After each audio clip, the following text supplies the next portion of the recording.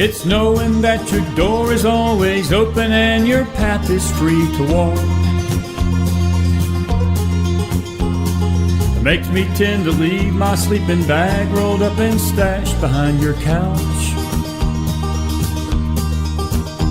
It's knowing I'm not shackled by forgotten words and bonds and the ink stains that have dried upon some line. That keeps you in the back roads by the rivers of my memory. That keeps you ever gentle on my mind. It's not clinging to the rocks and ivy painted on their columns now that bind me. Or something that somebody said because they thought we'd fit together walking. It's not knowing that the world will not be cursing or forgiving when I walk around the railroad track and find that you're moving on the back roads by the rivers of my memory, and hours you're just gentle on my mind. Though the wheat fields and the clotheslines and the junkyards and the highways come between us, and some other woman's crying to her mother 'cause she turned and I was gone, I still might run in silence, tears of joy might stain my face, and the summer sun might burn me till I'm blind.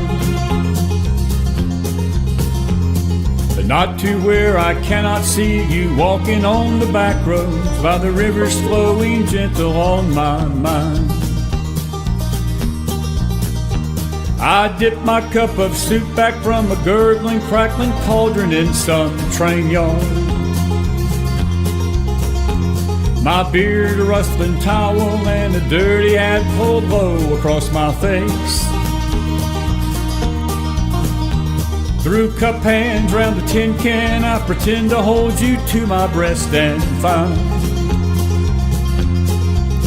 that you're waiting from the back roads by the rivers of my memories, ever smiling, ever gentle on my mind.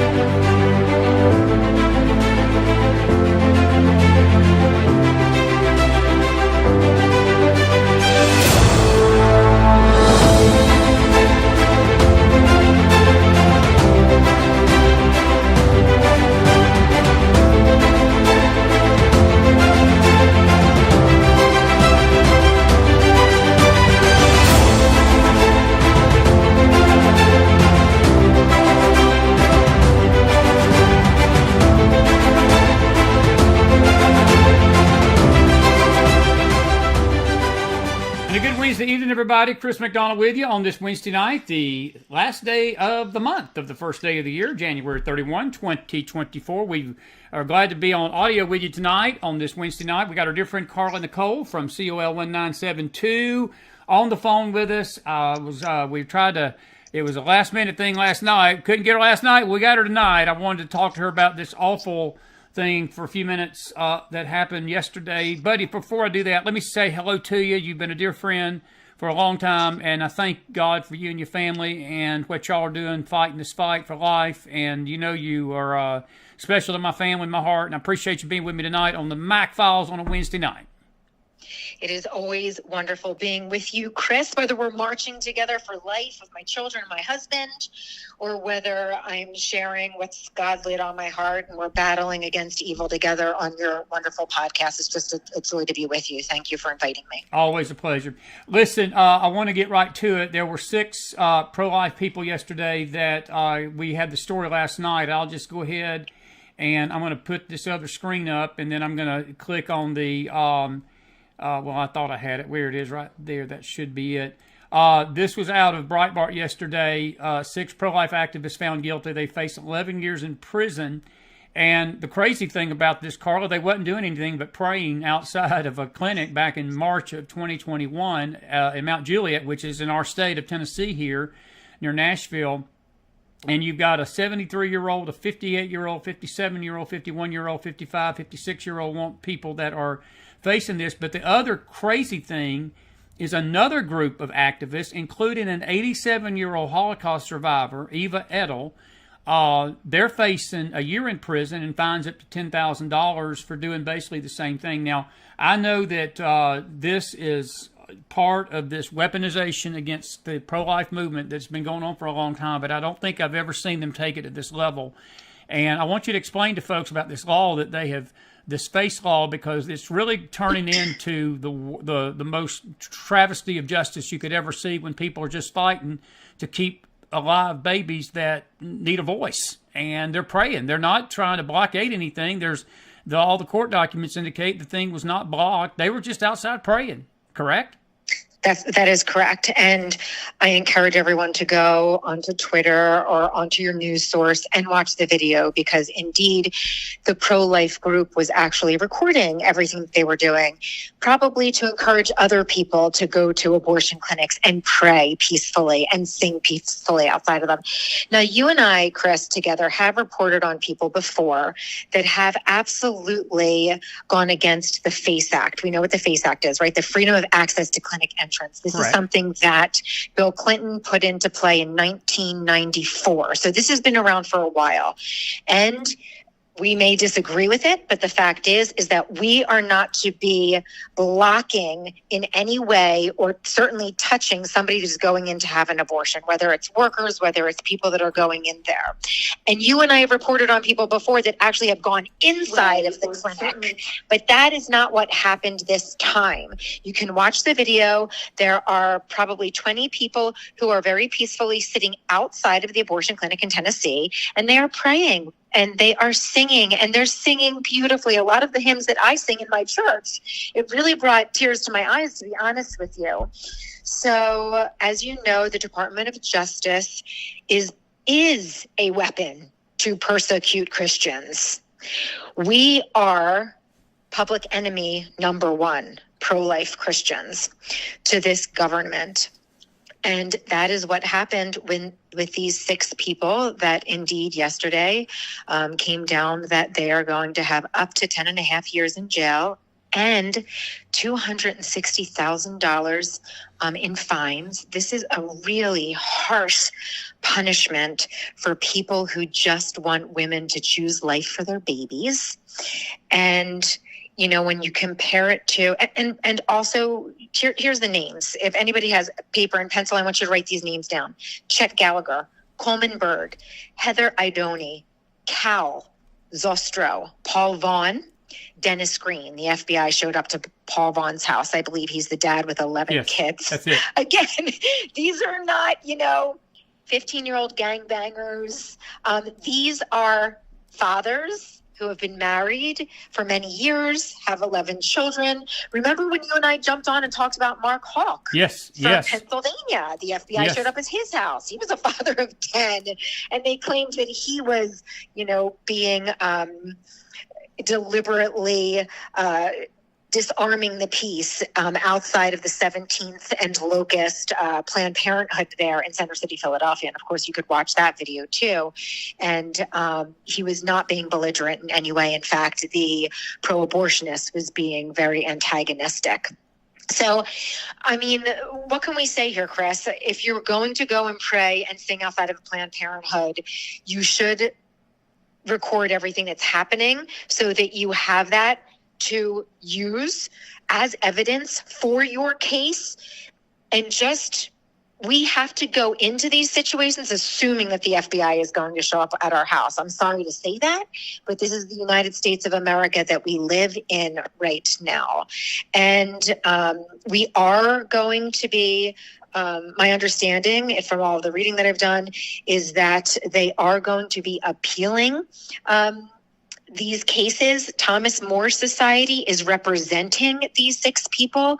They could not be in better hands. The Thomas More Society is a group of severely conservative constitutional lawyers.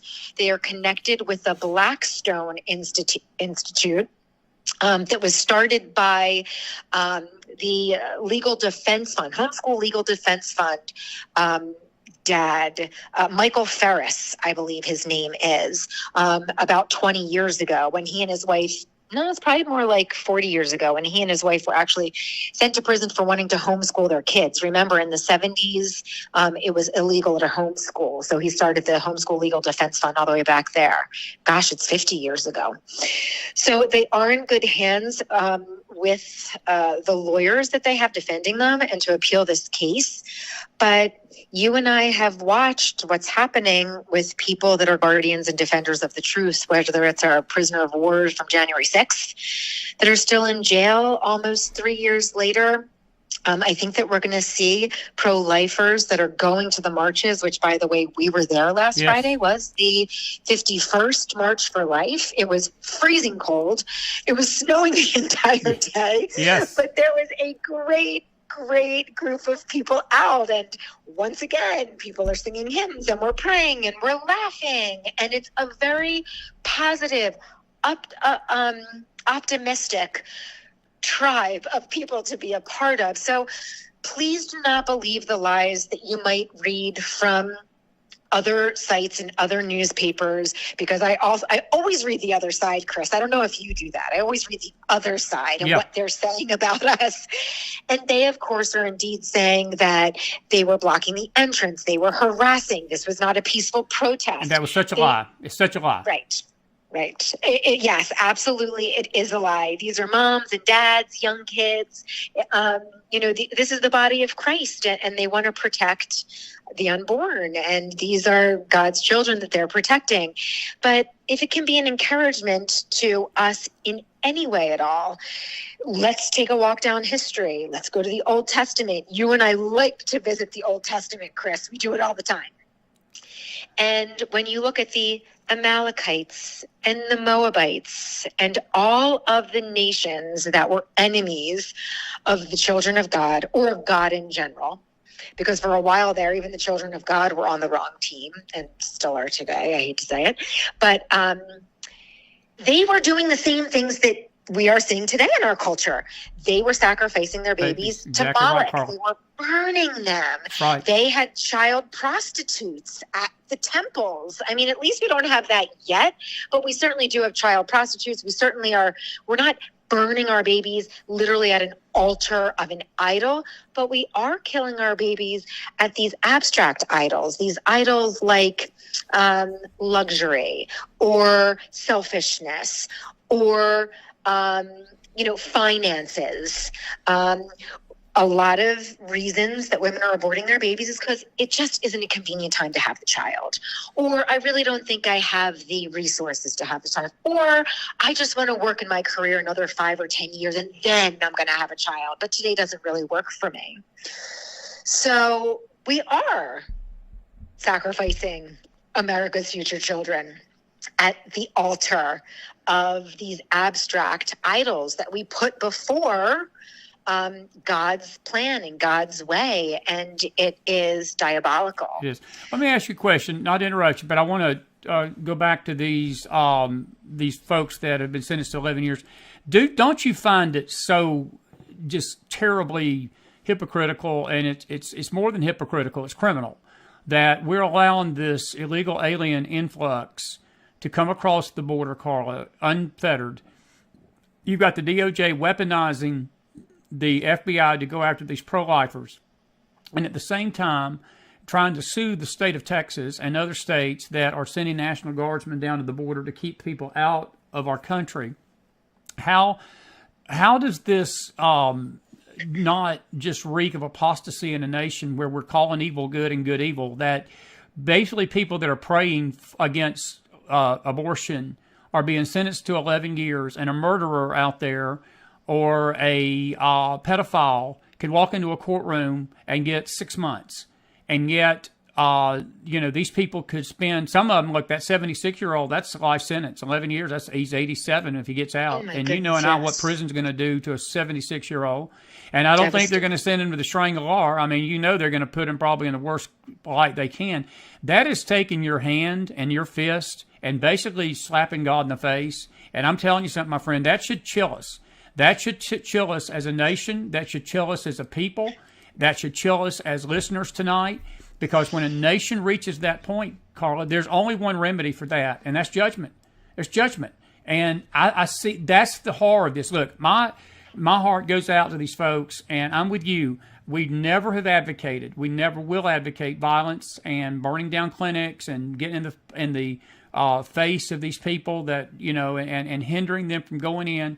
We cannot get in the level of the lawless to win the lawless. You've got to act like lawful abiding citizens.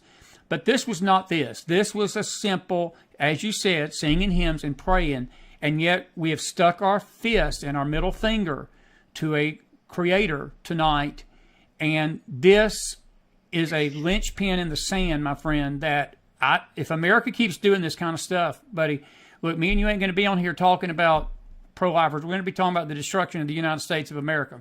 In real time way. Well, I think that you and I might be in jail together talking about this. We might be in jail. I don't doubt that. I don't doubt that. No, I don't doubt that a bit. I think those times are coming very rapidly. Indeed, you hit the nail on the head when you said that we are living in an apostasy. This is the era of apostasy. People hate God. They reject all of his ways. They do not think that there is going to be a judgment day. They do not believe that there is biblical truth. They mock us. They laugh at us. They want to kill us. They do not want us to be a part of their society. When you look and see that Hamas supporters in the United States of America, many of them even claim to be of Jewish descent, they are supporting Hamas, a terroristic group, and they are causing problems in Washington, D.C., and they are not having peaceful protests. They are not singing hymns and praying. Buddy. And nothing is happening to them. Black Lives Matter, Antifa. Showing up at there. That's right. We can go back to 2020, 2021 with BLM. No one, the FBI is not showing up to their houses. They are not in jail like our J6 men, waiting for trial, not being able to get their medicines, not being able to get the diets that they require. Many of these men, have health issues. So indeed, you are correct. It's devastating to think that these people who are followers of Jesus Christ and are peacefully protesting in a country that we used to be allowed to peacefully protest. We used to be allowed to peacefully gather. We used to be allowed to peacefully say what was on our minds, even if it went against everyone. This was our right as American citizens. If you are a follower of Christ, if you are pro-life, if you are pro-marriage, if you are pro-traditional gender, if you are pro-Israel, if you are pro-America, and you all know what I mean by that, pro-work, if you're anti-government, you think that we need to bow down to God and not to our government, then you have a target on your back, and we have to expect persecution. So I do not know what God is telling our listeners. I wouldn't ever say that I know that. But for some of you, you might be getting fired up as you're listening to Chris and I talk, and you're saying, I'm going out to the next march, because there are marches across all 50 states right now. Post Roe v. Wade, we still do have the National March for Life, which is on the anniversary of Roe v. Wade. So, and that's always in January, the third Friday in January. But then after June 2022, now that we're living in a post-Roe v. Wade world, what we did is we brought marches to all 50 states. So, by the way, congrats to Tennessee, because Tennessee has outlawed abortion. You're living in a culture of life. Yes. Now, isn't it remarkable that you are going after the pro-lifers in your state really, really hard right now? I know. And we have to expect that, right? Because your state has picked a fight with the devil. Yes, we have. And the devil doesn't like that. You have picked a fight with the devil. And so there are minions, because I believe in an unseen realm. And if you read your Bible, the Bible talks about an unseen realm of angels and demons. And I believe that, sadly, there's a battle going on in your state right now. And these 11 people, 6 currently, are right in the middle of the battle. Absolutely. And so that we go to battle best on our knees, but some of you might be saying, maybe you've been in the battle for the last 10, 20, 30 years. You've been in this cultural war. Maybe God's saying to you, you just need to be quiet. You need to fast. You need to pray. I don't know what God's telling you to do, but we all need to be doing something in this cultural war that we're in right now. I don't know if we're going to be able to turn it around, but I certainly believe that we're going to be able to slow it down for future generations. In all your years of fighting for life, have you ever seen anything this dastardly, what they've done to these 6? No. I thought this was the worst to me. I've seen a lot of stuff too through the years. I did not believe that they would take it to this level. I felt like that they would slap them on the wrist, say, look, don't do it again, even though they had a legal right to be there. I didn't think the DOJ would be weaponized to this point to do this, Carl. This is on a level of evil that, again, it just seems like evil in general is exploding, and good is being called evil, evil is being called good, and it's very sad and sick right now to witness this, but I don't think I've ever seen anything this extreme. Have you? No, I haven't seen anything this extreme, but I am watching numbers increase since 2021. And I wonder if it's because they knew Roe v. Wade might be overturned, because remember, Trump got a lot of pro-life, truly conservative people on the Supreme Court. And so in 2021, they did start showing up at pro-lifers' houses, like Mark Hook and a lot of others across the country. So I indeed believe that the enemy has unbridled anger against God's people, especially the pro-lifers, because the devil hates life. He hates it. And God is the owner of all life, and he has designed and created it all. And the devil would like to destroy anything that God loves. So I think that we're going to see those numbers continue to increase. I think that we're going to continue to see pro-lifers, kind of sitting, having dinner, praying with their family, and the FBI showing up because maybe 2 years ago, they were outside praying at a Planned Parenthood, or they were marching at their pro-life march in their state. Do we start going to our marches in Georgia? Our march is February 22nd. Do we start going to our marches with hats and masks on and sunglasses so that we cannot be so easily identified? I mean, that's not being cowardly. That's being wise. Yeah, right now it is. Right now it is, because Correct. you're safer. And again, you gotta keep fighting, but they've made it almost impossible to fight fair. But look, we got about 10, 15 minutes here. I want to ask you a couple of quick questions. Look, we're both President Trump supporters. We talked about this last time you were on the air. We were concerned about some of the things he said, but in framing the election coming up, it's been intriguing to me that the Dems are making abortion this year the number one issue. They are scaring people into believing that the Republicans are going to take away all rights to abortion. And I hate to tell our listeners tonight, but that's God's view of it. The right to abortion should be taken away. There should be no abortion in America allowed. It's murder. It is absolute murder. That's like saying an illegal alien has rights in the country because they're here illegally. No, that's an oxymoron. If you're here illegally, you don't have any claim to right. You kill a baby, as far as I'm concerned, you've just basically said I'm a murderer, period. And, that's just common sense to me. But they're framing this election as abortion. Do you think that backfires on the Dems, or do you think that we're looking at a country that's going to have a conscience call? It's going to have a conscience call whether we're going to pick life or we're going to pick death. Because, again, Carla, that could be a linchpin. That could be a line in the sand for this nation that we never come back from if we choose death come November.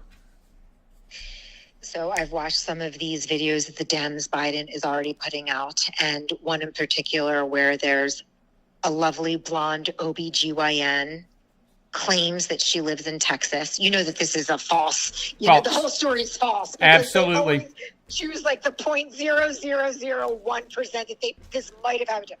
But pretty blonde, she lives in Texas where it's now outlawed. And she discovered at 20 weeks that she's going to have a child that is severely disabled. And it's also at risk for taking her life. She is not going to be able to, birth this child. There's high risk that she's going to lose her life as well. And she is being forced in the state of Texas to deliver this severely disabled child. And then, of course, it says, don't vote for Trump and please vote for Biden so that women's lives are not at risk. Right. I'm sorry that Unreal. I'm giggling at So that. it is laughable. It's laughable. You know, first of all, we do choose a mother's life. If the mother's life is sincerely and genuinely at risk, the doctor and chooses the mom's life. I mean, that the mother's life is chosen, but it has to be for real. And obviously in Texas, it wasn't for real for this woman. Exactly. And that's probably why Texas said, no, you can't have the baby if this is a real story, if this is even a true story. You know that they tried to use the fear factor. We know that. We saw that with COVID. This is the Dems game plan over and over again. Fear, fear, fear, fear. And so they're tugging at every husband's heart and father's heart and every woman's heart and mom's heart. Like, how dare Texas make a woman have a disabled child and she's going to lose her life in the process. Well, the whole entire thing is a mirage. And I think my opinion is that Trump needs to come out hard, showing or having women talk about, or babies, children talk about how I'm so happy that my mother chose life. I'm a surgeon now. I've developed the cure for cancer. I'm so happy that my mother chose life. I'm a football player. I'm so happy my mother chose life. I won a Nobel Peace Prize. There's millions of us. In fact, everybody that's walking around and is able to talk and speak, or even in a wheelchair, our moms chose life. This isn't hard to find somebody. We need to do a campaign, and this should also be our number one issue. If we know that the Democrats' number one issue is anti-life, then we should make our number one issue pro-life and and go against those people that are anti-life. We should be showing what it looks like when you're anti-life. Let's go back to Gosnell. There were 2 women that showed up at University of Pennsylvania and died. Young girls that are black, by the way. They claim that we're racist, but nobody is defending the lives of Gosnell back in 2010, 11, and 12 when he did abortions for $500 cash a pop, and then didn't even have the decency when these girls were bleeding out to take care of them. They dropped them off at the steps of University of Penn, where they died a few days later. I know. It was unreal. That should horrible. Be what Trump is talking about. That's horrible. And listen, let me just do a little house cleaning issue here tonight in a good way. Welcome to our Wednesday night special McFiles show with Carla, Nicole of COL 1972. We got her for about 5 minutes, 10 minutes maybe at the most. If you've got a quick question for her, please put it in the house. Well, I want to say welcome to our listener from Newcastle, England tonight. Welcome, Stephen. We appreciate you being here with us tonight. Always good to see folks overseas. May the Lord bless you tonight. And great to have you. And if you got a question for Carla about this or a comment, put it in. I'll read it to her. Buddy, let me tell you this. Scale of 1 to 10. Does that backfire on the Dems, or does that, what's your gut? Does this mobilize the pro-life movement even more? Do you think the church galvanizes behind this and goes to the polls and says, we know what's at stake, or do we see surrender at the polls in November? I'm concerned of the latter. I have to tell you, I wish I could trust people more to do the right thing these days, and I can't. And I'm just telling you, I just think that there is something in the wind that this argument, look, it worked in Virginia back in November. They convinced people to go to the polls and vote Democrat over this. The governorship in Kentucky went back Democrat because of it. The Dems know what they're doing. They may be as evil as sin, but they know what they're doing politically. And we're going to have to be smarter on our end, and we're going to have to stand up to this and not be ashamed to say we're pro-life. And we're pro-Trump. We're pro-Trump. So many people Absolutely, are intimidated to say that we are pro-Trump. And it's like, really? Look at the other side. Like, they're so proud to be pro-Biden. Obviously, they are. He's still in, and he's the upfront guy right now. So, I mean, we have to... This is our year to be courageous once again. I know that we were there back in 2016. We also were there in 2020.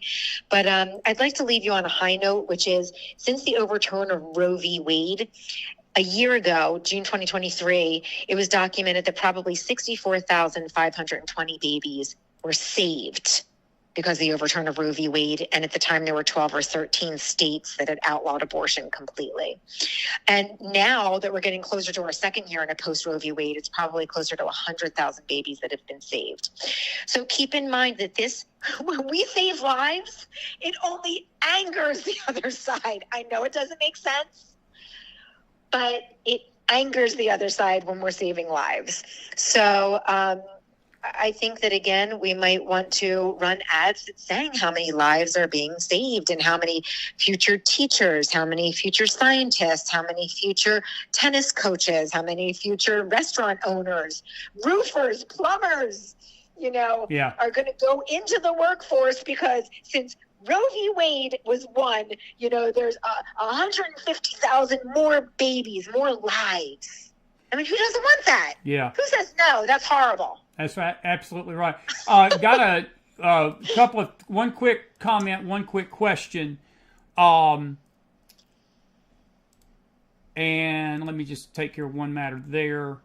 I'm not even going to address one statement that I just heard. There's no false claims being made on this network tonight about this. But Mary Cleveland's question, she says, turned in a bit late. Is there a way we can donate to help with the lawyer fees? Is there organizations out there or do you know any that are helping these folks that have been sentenced? That's actually a good question, Carla.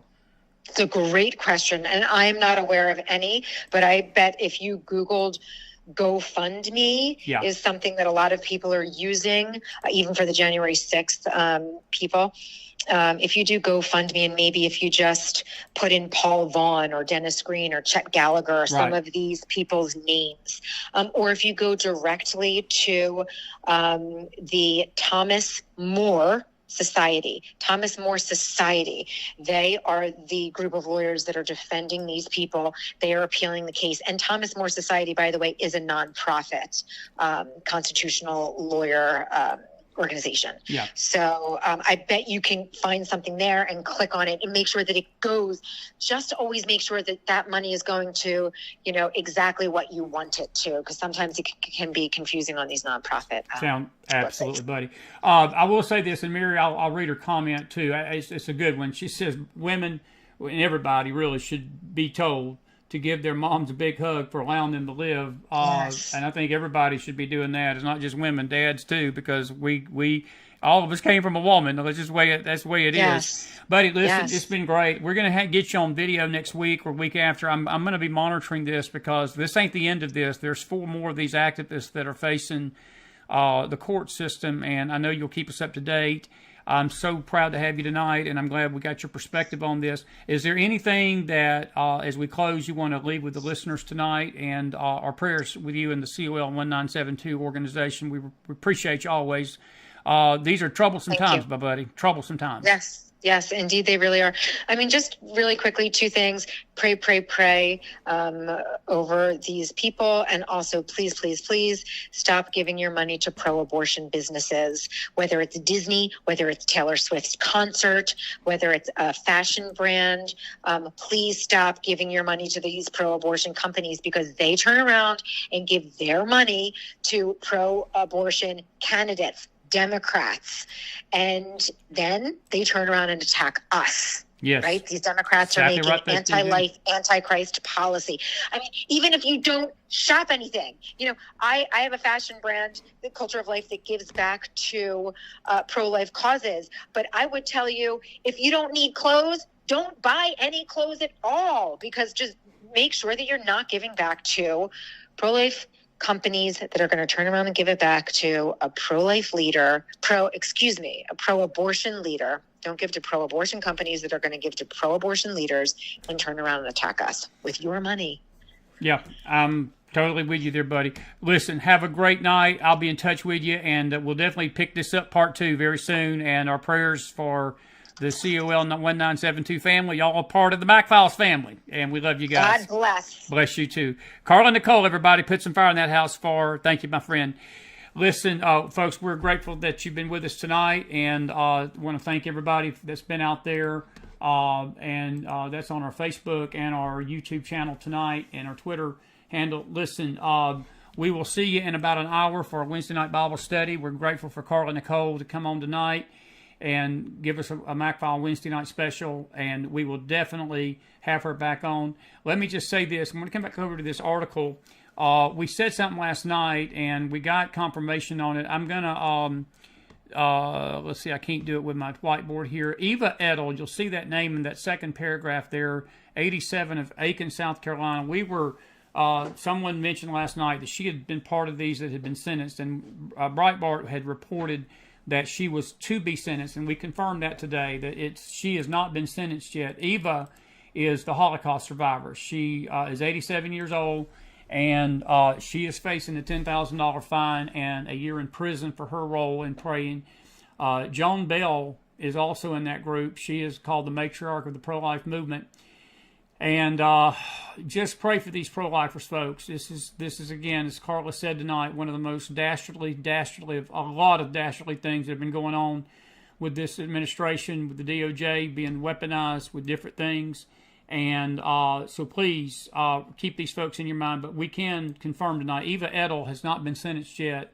She will be probably next week, and our prayers for the best for all of these in the situation tonight. Listen, we will see you in about an hour or so here on the Faith Network, not on the E-Network tonight, but on the Faith Network. Come on over, enjoy a good Bible study with us on Wednesday night. We're going to finish up Israel and the Land tonight, and we got a lesson about the anti-Semitism in the church. You don't want to miss that, and then we'll wrap it up, and then we'll be back on Revelation next Wednesday night as we'll get back to the Church of Philadelphia and so forth. Until then, Chris McDonald out on a Wednesday night. Thank you, Carla Nicole. COL1972.com is our website. God bless you. God bless your families. God bless this great nation of America. I will see you later tonight on the Faith Network. Until then, have a good night, everybody. Be blessed.